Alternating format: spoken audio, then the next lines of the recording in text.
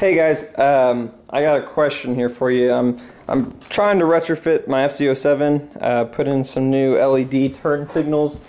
These were actually for an FZ-09, but I cut them and I have the connectors for these. In testing it, I accidentally crossed two of the wires and I blew the turn signal fuse, which I replaced. So I have that back in, but now it still doesn't work. My suspicion is that I blew the relay. The hell, I don't really know.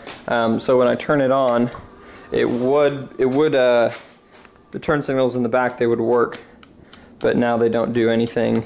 But the thing that's concerned me, and maybe I just didn't notice this before, is when I turn it on, listen for this popping sound coming from right in here. It sounds kind of nasty. I'll click it again, so hopefully you can hear that. But yeah, I just hadn't noticed that before, and it's like, I don't know if that's like another relay tripping or if that's not supposed to happen.